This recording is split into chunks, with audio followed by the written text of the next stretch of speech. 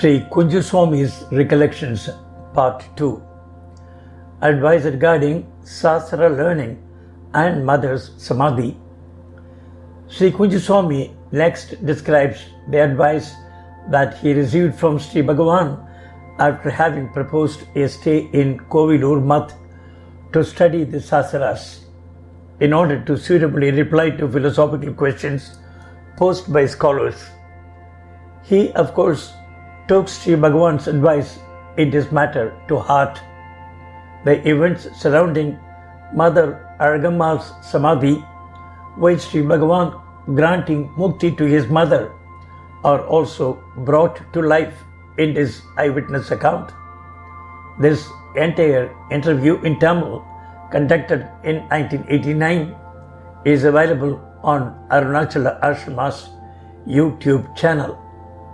Once I went to a math where there was a congregation and they wanted to put some questions to me since I was coming from Ramanasramam. That was a very learned and scholarly audience, and I doubted my ability to answer questions to their satisfaction.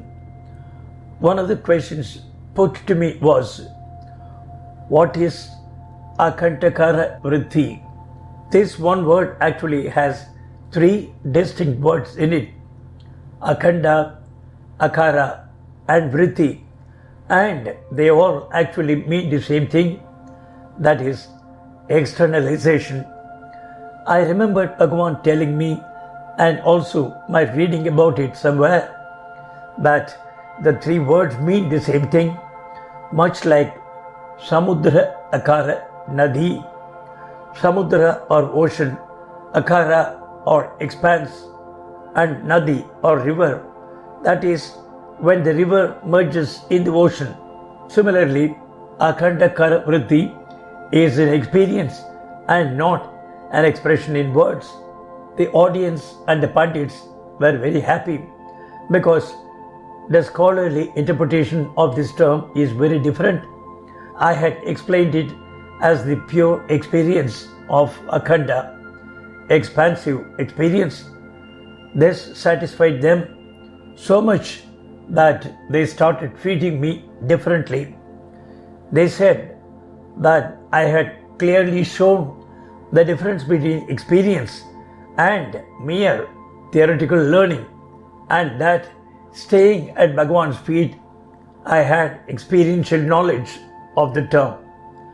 Another doubt raised here was about the teachings received in the presence of a guru.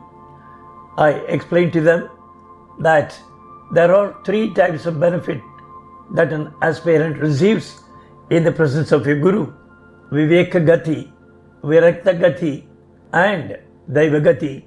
I further elucidated that Viveka Gati was when the guru resolves the doubts that arise in the mind of a disciple when he reads a text or a scripture.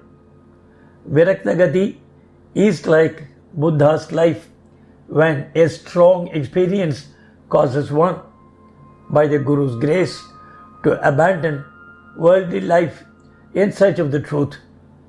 In Daivagati, one comes upon a Mahatma by accident, even while not consciously searching for him. The disciple then gets the understanding and the experience simply while listening to the Mahatma expound scriptural text to another person, or even by merely hearing it. This explanation of mine impressed the audience very much. Seeing this reaction of the audience, I felt I should read more of the Vedantic text so that I could give scholarly replies wherever I went, thus bringing fame and praise to my Guru, Sri Bhagavan. A person at the Math told me that if one mastered all the 16 sastras, one would become an encyclopedia of Vedanta. He also offered to teach me all 16 sastras if I stayed in the Math. I told him that I could spare only 1 month and that in just 1 month it would not be possible to master all 16. I came back to Ramanasramam to seek Bhagavan's permission to go and live at Kovilur Math and study the 16 sastras. Bhagavan gave a searching look and said, "Now you are going to read Vedanta. How about Siddhanta? Again, you would have read all of them in Tamil, but how about in Sanskrit?" Bhagavan kept adding to the list of things I could learn. I couldn't understand Bhagavan's questions, so I stood there silently.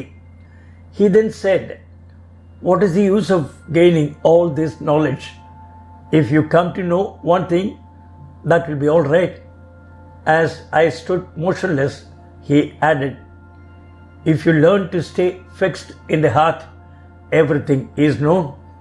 I could not understand even this. Then Bhagavan said, "If you stay in your heart and someone asks you a question, an answer will come to you like an echo from the heart, and that will be the right answer." Since this conversation, whenever Bhagavan saw me in the hill reading some scriptural text, he would come up to me and say mockingly, "Are you reading for yourself or for helping others?" I used to feel ashamed. Also, being a sadhu, I used to wear vibhuti on my forehead, and Bhagavan would say, "Are you wearing all this to impress others?"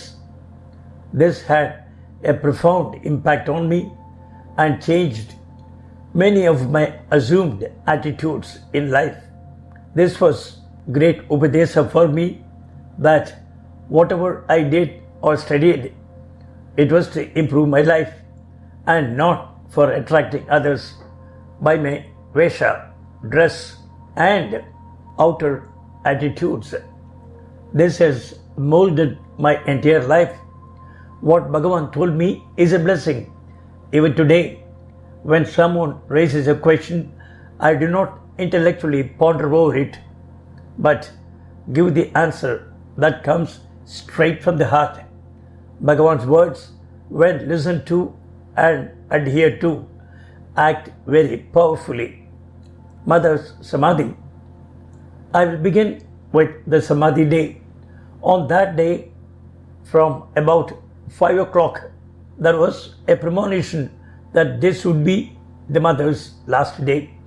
Bhagavan sat by her side with one hand on her chest and the other on her forehead. Bhagavan advised everybody to go and eat, as it is considered unclean to eat in the house where a death has occurred. Upon hearing Bhagavan's words, some of the more orthodox devotees had their food, but others who felt particularly close to Bhagavan could not think about having food without him. Bhagavan continued to sit by his mother's side and kept his hands on her. Different expressions of joy and sorrow were passing over her face. Bhagavan said, "Is mother in this world?" "No, she is in different worlds, going through different experiences." We understood it to mean that she was passing through various births and the consequent experiences. It was almost certain that mother was to pass away, and people like Ganapati Muni, T.K. Sundaresa Iyer and others decided to do the Vedaparayana. On the other hand, Saranagati Ramaswami and a Punjabi gentleman started Ramanam Japa. Without any forethought, we joined them singing Aksharamanamale, marital garland of letters, and Arunachala Shiva. Amidst this loud singing of various scriptures, mother left the body. Bhagavan continued with his hands on her heart and forehead.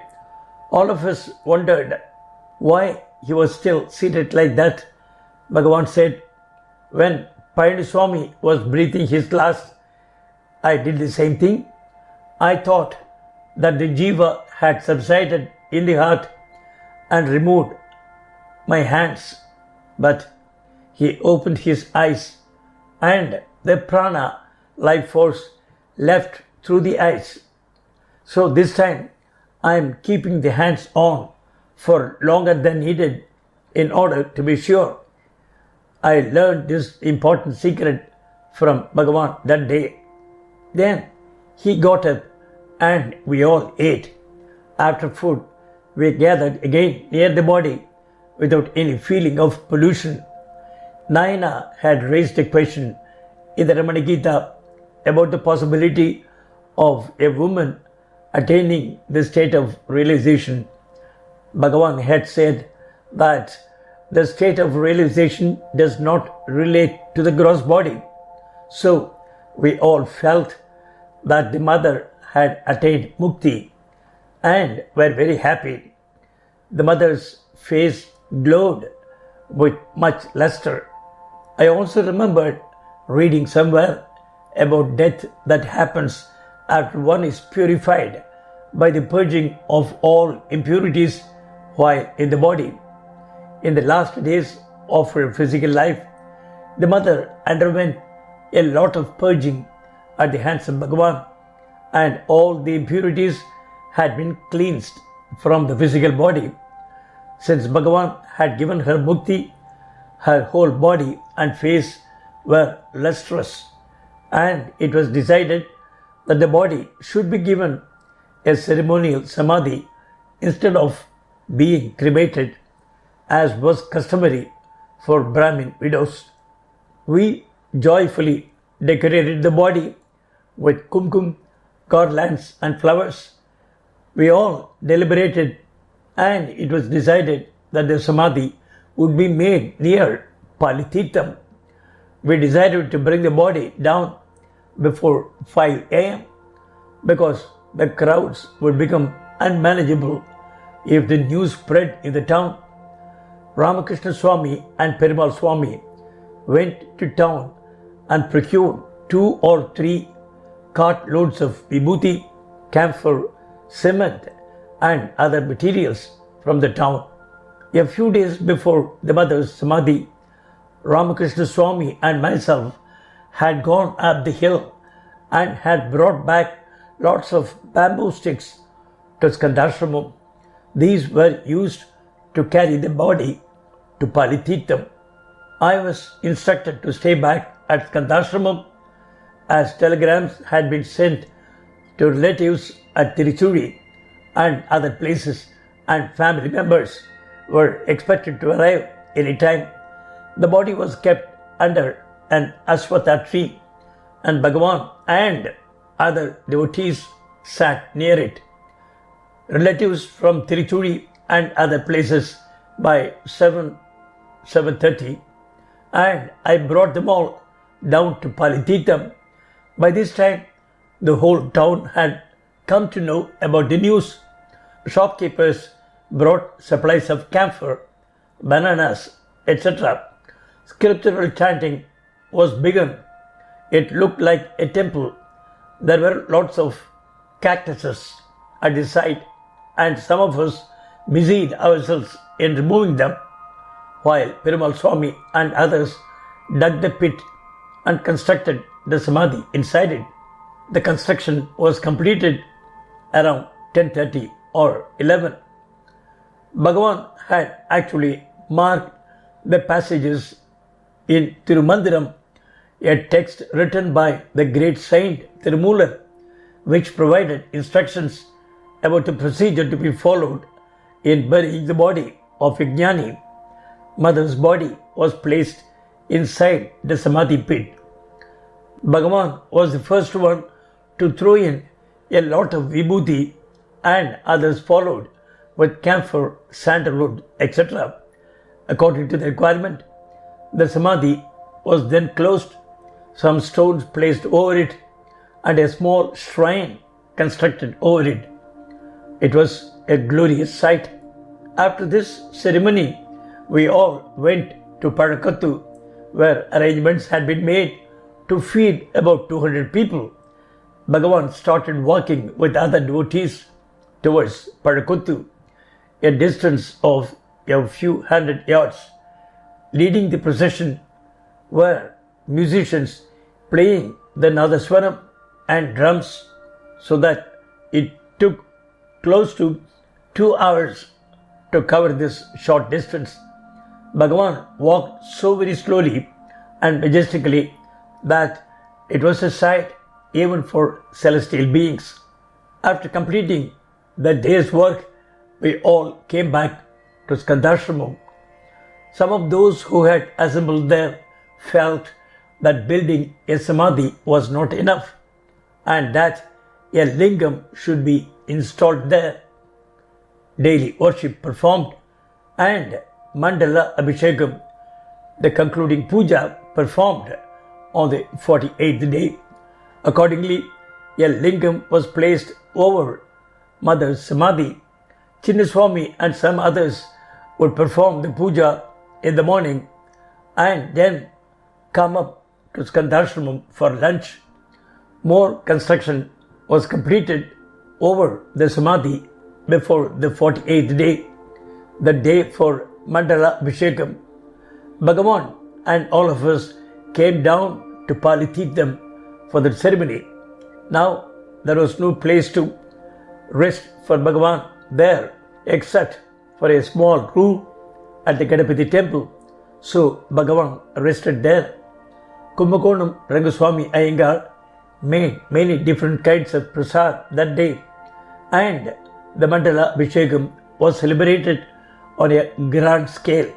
After this ceremony, some felt that a more elaborate and proper shrine should be built, but at that time, Kunju Swami and Dandapani Swami, a new arrival and an excellent cook, used to do the puja, cook, eat and come away. So their plans for construction were postponed. In those days, some devotees from town used to send a tapal peti, a bag of daily rations, to Skandashramam. Kunju Swami and Dandapani Swami used to take most of it down to the Samadhi side, so that we had only a little left for people up at Skandashramam. Vasudeva Swami, one of those who used to send this food, came to know about this and sent a written message saying that the food sent up to Skandashramam was intended for Vasudeva Krishna and not for Vasudeva, Krishna's father. Bhagavan, who happened to see this, remarked, "How did Vasudeva come without Vasudeva?" Bhagavan conveyed through this remark that he wanted the provisions to be sent down, and so all kept quiet.